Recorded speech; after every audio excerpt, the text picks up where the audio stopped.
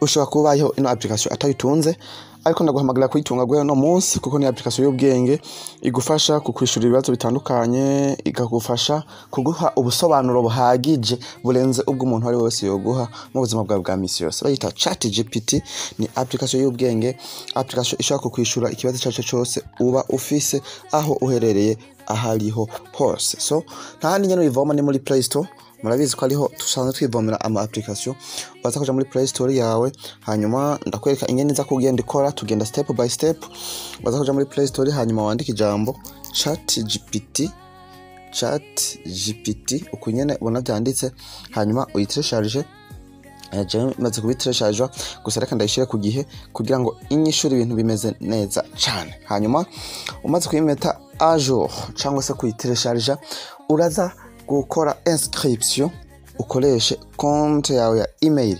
Ndazi ko atamuntu adafite email kuko kwanza ntiwashobora gukora iyi login cyangwa se iyi downloading udafite email. So turahejeje gutresharge, ndabereka ingene ukora inscription, hanyuma izi kwishura buri kibazo cyose office. Turayinjiramo like this, hanyuma continue with Google. No tuza kuja twebwe tibandanize na Google.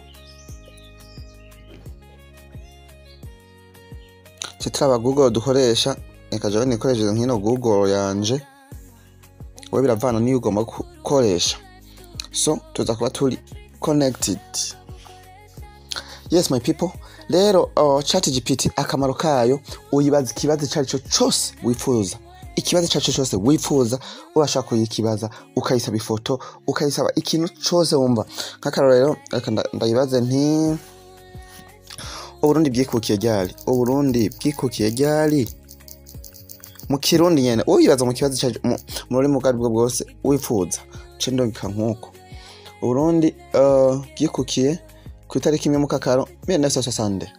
Ya nkureka ndayisabe nti ushaka ufite nk'ifoto muri telefone, hashaka ufite nk'ifoto muri telefone ukayensera, ukaba nk'ifoto muri telefone ufise ukayensera nk'akaro kayanki nka invitation, ukashiha nka invitation nkuko sivyo. Bana kwina invitation ndayizanye ti mpa iyi invitation mu Kirundi,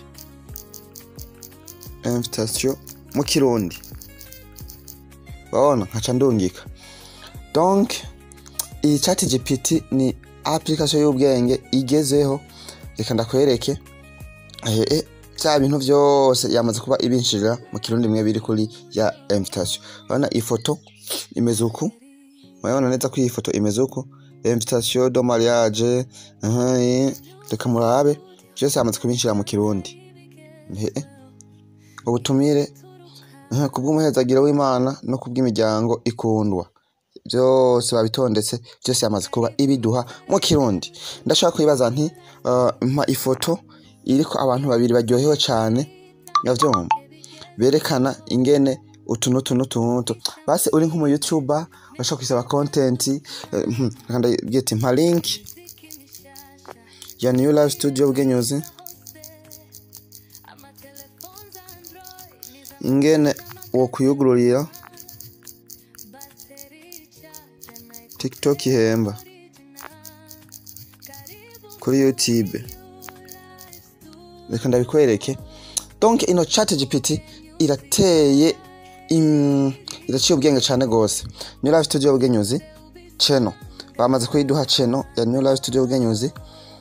Muze kuraba bacha deja barabanza bakaguha ino YouTube link hengi ya bakakwereka n'aba subscribers mfise 7,730. Ndabahamagara kwanza gukora subscribe kuri no channel yacu ya New Life Studio Ubwenyuzi, tuzamurane. Yes, tuzamurane. Hanyuma ChatGPT murabona ko ari application y'ubwenge. Ndashaka kuvuga nti ikibazo cyacu cyose nifuza, ndashaka kuvuga nti muhava mweza ngo yishura Kirundi cyonyene. Okay, reka tibaza nk'ikibazo kiri mu Congereza murabe. Ndashaka no kuvuga kuri no microphone, tukaba turatera inkuru nkayibaza nkoresheje kuvuga. Ikibazo nuko rero itaza kumfatira amajwi ndiko ndavuga, ariko muraza kuraba.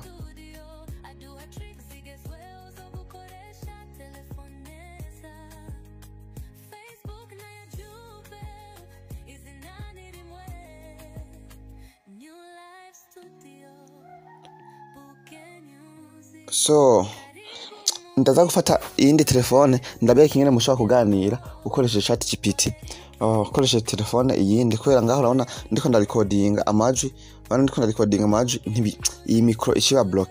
Ndabereka ingene dushobora gutera inkuru rero naho nkayibaza ibibazo byose turi kuri audio. Okay, niki kigo rero cy'ubwenge nabateguriye ni gukora suivre kuri no page ya New Life Studio Bwenyuzi, unyiruke muri YouTube dushigikire ukore subscribe. Nta kindi ndakwibutsa yuko ugomba kugura telefone ya Android uri mu karere imeze neza cyane, ni ngaha nyene muri New Life Studio.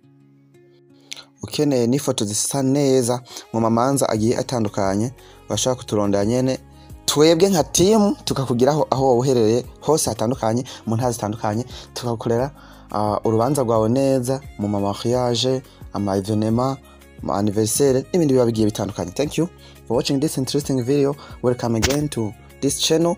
Ciao ciao.